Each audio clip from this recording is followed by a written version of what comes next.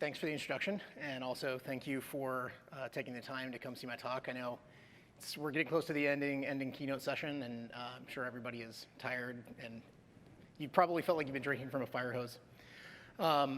So just quickly, we're going to talk about accelerating development with Kibu. What does that even mean? We'll get into the specifics, but at a high level, Kibu is a developer productivity framework that we built here at Discern. But before we move on, I just have a quick question. Who here is not already using Temporal? Awesome. You should come talk to me afterwards, and you should be using Temporal. So how many of you are using the Golang SDK? Awesome. Fair bit. OK. And if you're not already using Go, and you are planning on using Temporal, are you thinking about using the Go SDK? No? OK. I think that should pretty much cover everybody. So we're going to talk a little bit about how Discern got started as a company. We're a new startup. We were founded in 2022. We're going to talk a little bit about this ugly word that everyone talks about. It's called framework. I don't like the word framework. That's why we have developer productivity toolkit.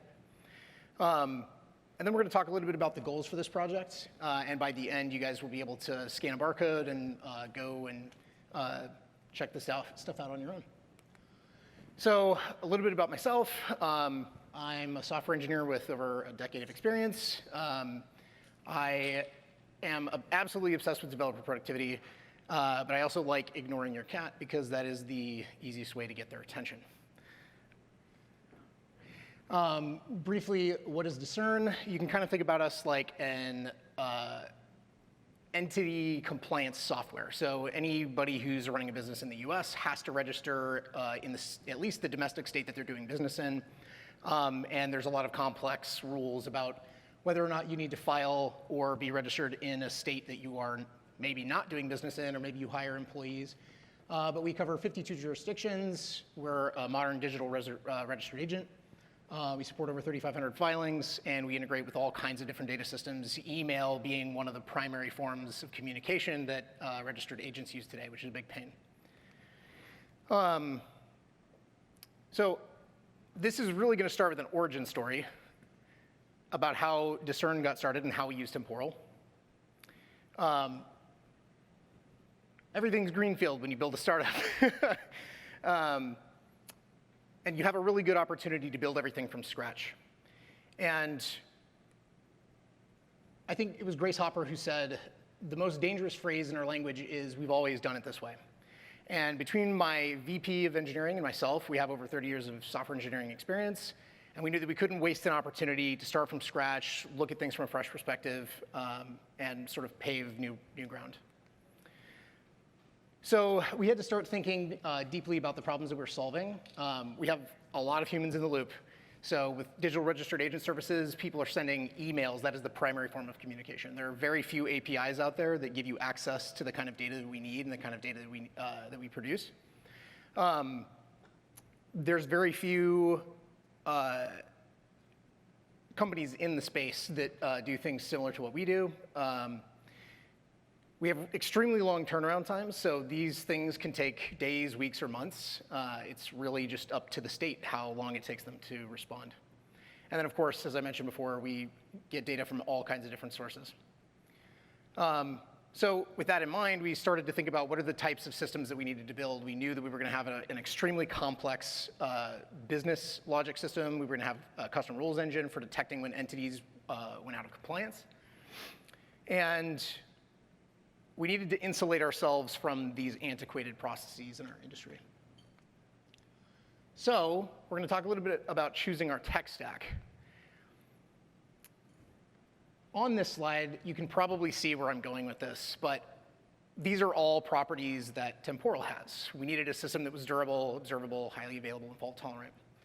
So as we started to look around in the open source ecosystem, we also needed to look at things like, what could we make it simple? Like, how could we make it simple for developers to run and operate this software locally? I'm sure everybody's written software or they've joined a company where it was just really difficult to onboard. It was really difficult to write and contribute new code. Or you might have even had some external dependency that made things more difficult. The answer to these questions for us was Go and Temporal. These two technologies have a very close alignment in their capabilities. Temporal, everybody's here for a reason. You guys are all fans of Temporal. But I had just come out of a company where we had built a fintech startup, and most of the technology that we built things on top of was Node.js. And in very mission-critical spaces, we use Go to deploy things that absolutely could not tolerate downtime. And just as I was leaving that company, I had an opportunity to try Temporal, where we deployed VPNs using Temporal to durably and reliably deploy VPNs to connect our financial infrastructure with banks. So you can imagine, after I got a taste of Temporal for the first time, I was sold on it. And you can imagine that I had a lot of opinions about error handling in Go. I had a lot of opinions about error handling in other languages. And kind of an interesting anecdote, myself and the other founding members of Discern, we were at a restaurant in New York. And I'm relatively certain that everybody left the restaurant, including people who were not in our party, understanding my opinion on error handling. So with this newfound mindset, we had to go forward, and I had to convince everybody that it's time to use a new set of technologies. Go and Temporal is what I had in mind, but of course there's a plethora of things out there that we can use. So as one does, we begin to scroll the internet, doom scrolling for ages, looking on YouTube, Reddit, GitHub, searching for community consensus, trying to find answers to arm myself so that we can make a reasonable decision on which technology stack we should use. And of course, you can imagine, if you're using Go, you probably have asked these questions yourself. What is the best framework to use? Which ORM should I use? How do you do dependency injection? And the most common, but also unhelpful answer that you get for all of these questions is usually no framework at all. Because Go is magic, or magic-free, rather. And this is one of the things that everybody loves about Go, is that there is a lack of magic. And it makes it really easy to reason about the system that you're building. But that lack of magic also means that there's lots of boilerplate, things that you need to do as a developer, and you begin to reason about your systems differently. So web applications are complicated. This is meant to be a dizzying slide of everything that you need to do when you're building a new system from scratch. You have to think about which databases are you going to use? How am I going to do authorization? Which frameworks do I use? How do I do dependency injection? How do I do session management? All of these things you have to begin to think about. So as you're building a new company and you step into these technologies, there's a lot to do here. And almost no frameworks. There's that word again, framework.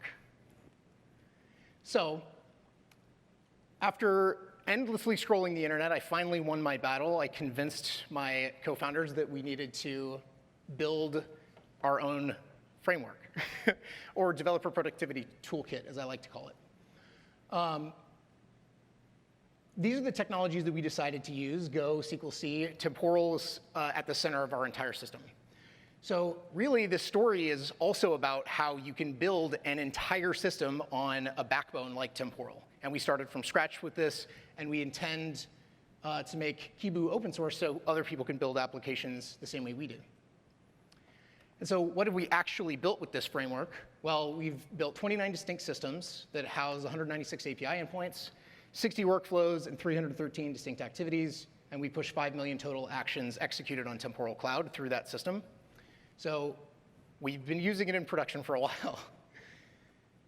Over the last 2 years, Kibu is essentially our developer productivity framework. And it's an opinionated way to build web applications in Go and Temporal. Kibu means base and foundation in Japanese. So the key features of this system are all of the things that you see here on this slide. These are things that our system does now. Not everything here is provided by us. We clearly have leveraged a lot of things in the Go ecosystem, but this is the answer to the question, how do I get started in Go? And is there a common way that I can build web applications in a way that we believe scales? And of course, this actually makes Temporal more approachable. When you start to use Temporal for the first time, you begin to think differently and more radically about the way that you build applications. You have to think about workflow, ID reuse policies, activity retries. This system starts you out in a way that you don't have to think about those things up front. You can start to write your workflow code, and as you become more advanced, this framework stays out of your way, so that when you need to reach for the standard SDK, there's nothing in your way, there's nothing stopping you from doing that. But it also standardizes the way that you develop your application so that your developers have a sane way of looking at your code base. If you look at your code base, and you started maybe using the raw temporal SDK, you probably realized that there was a ton of boilerplate code that needed to be produced just so that you could build clients, just so that you could build workflow proxies, so that you could communicate with workflow to workflow, maybe sending signals, and all of this stuff begins to overwhelm you when you start thinking about using a system like Temporal. We're also not alone.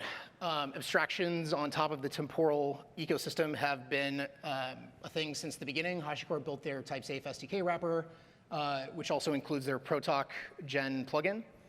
And Datadog built their Temporalite and gRPC tooling. There's also a ton of other SDKs on Go that, like the amazing Temporal Go SDK Advanced. So show me or it's vaporware. I'll show you how to durably execute all of your requests. And now I'm going to give you guys a live demo.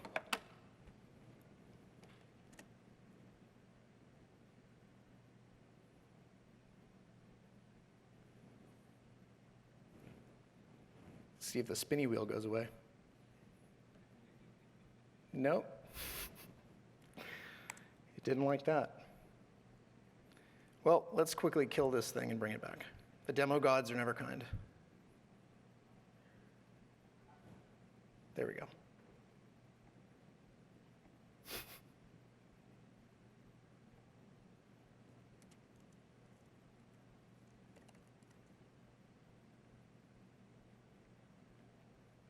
Can we recover? They must have built this on Temporal. OK, so let's briefly just take a look at this code. What you'll notice here is that we're using standard Go structs. You'll also notice the things in red, which don't exist yet. These are all things that you normally have to think about, plumbing that you have to build on your own. But what you'll notice is I have a service struct, which is intended to expose my system over the internet. Not everything needs to be in a temporal workflow. If what you're executing can occur within a distinct transaction, you just need to read or write something from your database, you don't have to reach into temporal for that. So the service layer allows you to either call workflows or interact with your database on your own. But after we adopted temporal, we began to see the value in the activity pattern. And so the activities that we develop, we adopted that as a core structure in our system. And the cool thing is that they take the standard library context.context. So when you design them, they don't need to be designed to be temporal specific. They're just a durable actor, something that you call that does some transaction and potentially returns some error and potentially some response. The other thing that we can look at here is that everything is just standard Go structs.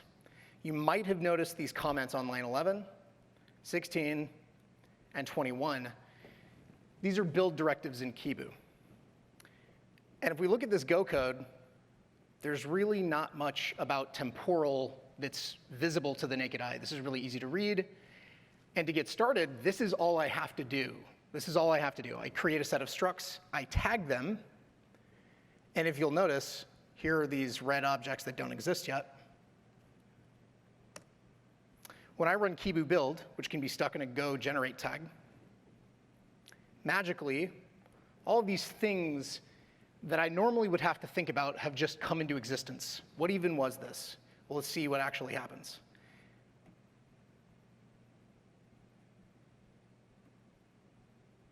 Connection refused, we're not running, right? The IDE has restarted. So let's open the server, run it.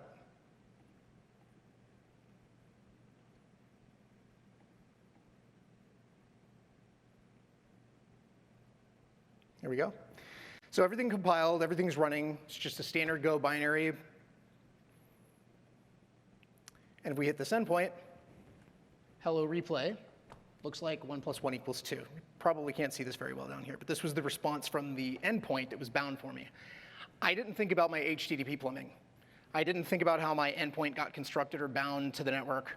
I didn't think about serialization. I didn't think about any of the nitty-gritty details about how I got this to work.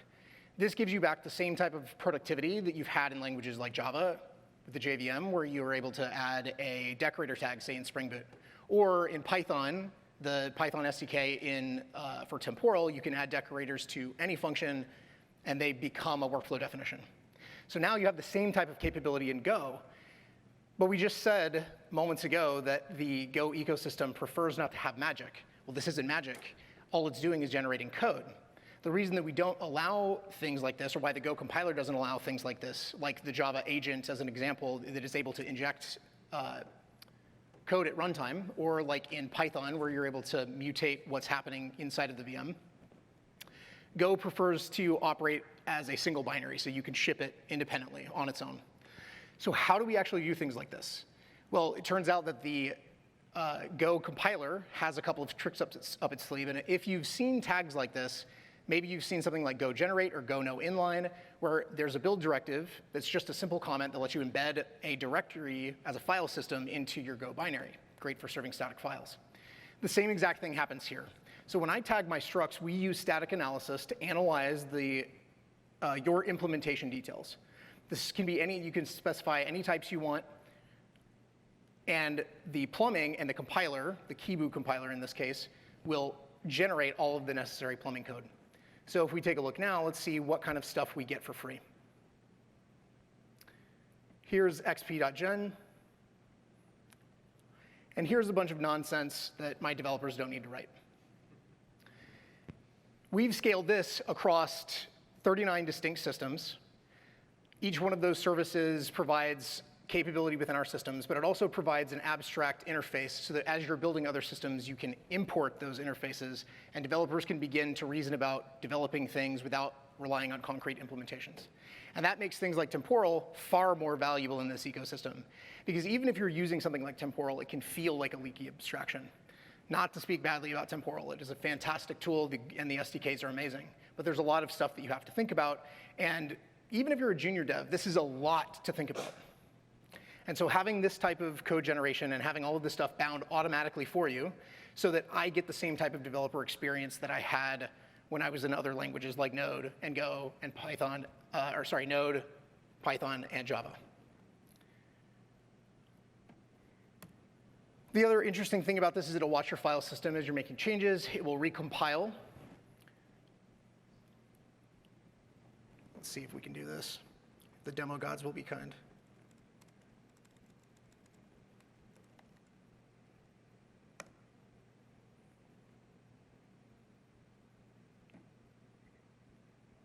Oh, I'm using Go workspaces right now. So I can show you what will happen if I make a change to the file. We'll see that the file system notified that there was changes, and that same process happens again. Again, developers coming from other languages probably have this type of hot reloading capability.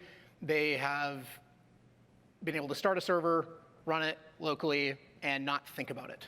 And usually in Go, you're running Go generate yourself, or maybe you've built your own pipeline of tooling to do that. This framework doesn't get in your way. You can specify your own build commands, but generally what this is doing is just calling Go generate and then running the main entry point server automatically for you. So you don't have to keep recompiling and rerunning it on your own. When it does that, it also starts the application with delve so that you can attach a debugger to it without needing to restart the process. And that's it for my presentation. I wanted to leave a little bit of time left over for some questions.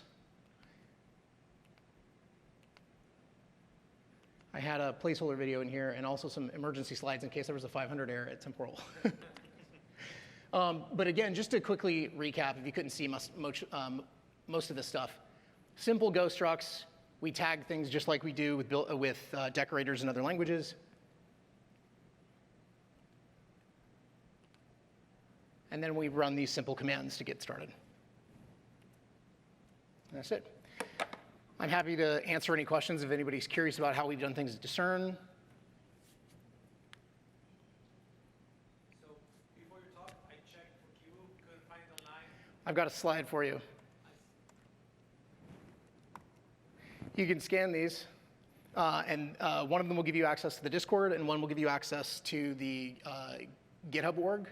The repository is going live on Monday. So jump in the Discord, and you'll get an update when it's ready. We're still in the process of polishing things and porting them over from our closed source repo.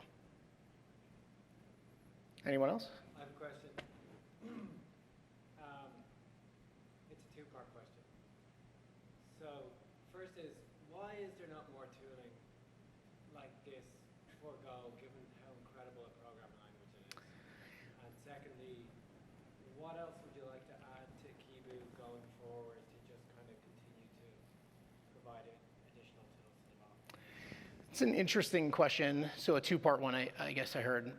So what you said was, you want to know why the Go ecosystem doesn't have more tooling like Kibu, and you want to know, I'm sorry, what was the second part of your question? What else would you like to add? What else would I like to add? Okay, so I'll answer the first question first. I don't have a great answer for why the Go ecosystem doesn't have amazing tooling like Kibu. It does have amazing tooling like Kibu. Proto is a really good example of how you can use a proto file, define your service interfaces, and then you can also leverage the Proto tooling to generate the same type of code. In Kibu, I opted not to do that because I wanted our developers at Discern to focus very, very closely on the Go code that they were writing. Breaking that workflow and splitting into another tool, opening up a proto file, having to figure out how to get the proto tools working, and needing to understand how that code generation process works, can be a little bit daunting. New tooling has arisen, like Buff, as an example, is a really good gRPC framework, but they have a standardized way of managing all of your protobuf files. But this takes an inverse approach, where oftentimes when you define those schemas, things get out of sync. And so if you go and update your proto file, and then you go back to your system, now you have to bring everything back up to date. This keeps everything in line. Something that I didn't show you guys, but that is produced by the Kibu compiler. If we look here, so there's this Kibu gen directory, which also produces an open API spec. So taking a different approach, we're able to produce an open API specification from the same type of definitions. But instead of a developer needing to go and open a domain-specific language so that they can define their stuff, they can write it in the natural structs, they can do it in Go, they don't have to break into another tool. They can just tag their structs, and then we can figure out what we want. Does that make sense? Okay. Your second question was, what do I want to add to Kibu? I think there's a lot of really, really cool stuff here, but I think something that we're also working on at Discern is generating a set of mock interfaces to make it really, really easy for developers to discover what can I actually use in my external system when I don't actually want to test that I'm really, truly connected to that thing. The Temporal Go SDK gives you a set of primitives that you can use that are similar to require mock. You can embed those in structs, but then again, now you're spending time jumping back and forth between the documentation and the Temporal SDK, and then back into your test and trying to figure out how to get the workflow engine to work properly. And because we're defining everything as standard structs, we can actually just generate the interfaces for those things and automatically implement the require mock, which is a more standard interface that more developers are familiar with in Go. Cool. Any other questions? Really cool stuff. By the way, I'm curious to know if there's a way to combine, using Kibu, and maybe some engineers wouldn't like to use Kibu, they would prefer to do it like, all explicit. Mm-hmm. Is there a way to combine these two? Yeah, these two approaches, amazing, yeah. So Kibu isn't something that you have to adopt wholesale. Everything that this is doing right now is running the development server, generating a set of wire providers, which Google Wire is then using at compile time to find all of my providers and bind all of the standard code. I'm sure if you've seen something like Google Wire, you might notice that there's like a wire gen, and then there's all of this initialization code. Again, just nonsense plumbing that developers have to think about because I wrote these interfaces, how do I plug it into the system, and how do I get it bound to the network? And you can imagine that as this type of thing scales over time, now you're stuck managing this really large file that generates all of this plumbing code. The wire generate that's doing this imports every single wire set from across the system, so this Kibu gen file, which produces a set of providers, binds everything up, and then manages the wire set for you. But you don't have to use this wire set. You can import each function independently if you wanted to just use the code generation, use the output from that code generation, and then more explicitly control how you're binding things and doing things on your own.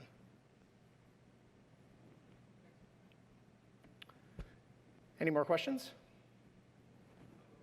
Yeah. So you do all this work around developer productivity. Do you have something around deployment of the workflows too? That's a really good question. Another follow-up to our man's question over here. So something that we do at Discern is we actually package the Go binary and ship it to Kubernetes. And we have a sort of unique system where we're able to package and deploy our applications as a ephemeral environment. So we can ship everything, including Postgres as the database, Temporal as a consumer or as a orchestration engine, and the Go binary itself. And because of the way that this is organized, because things are broken down into systems, if we look here under systems, you can define more than one system. And as I said before, we have 39 distinct systems that all encapsulate our business logic.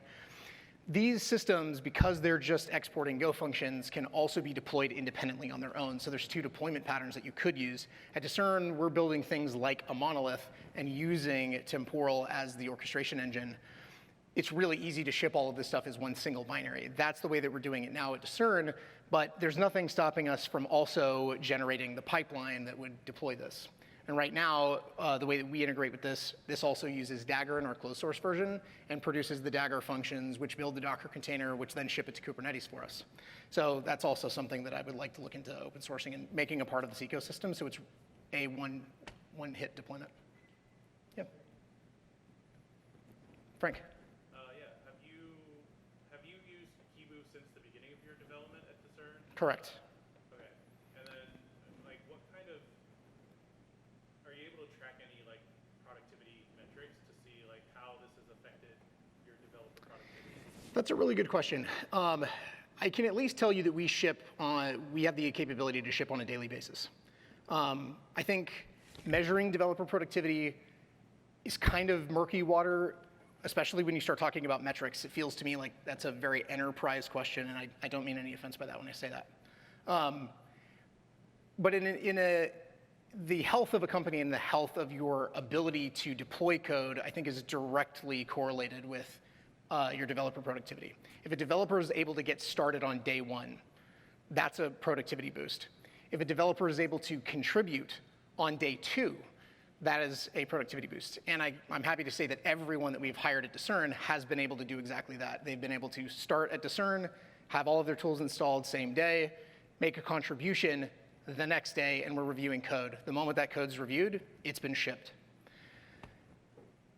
I feel like that's great developer productivity. Anyone else? Okay. Thank you all. I appreciate your time.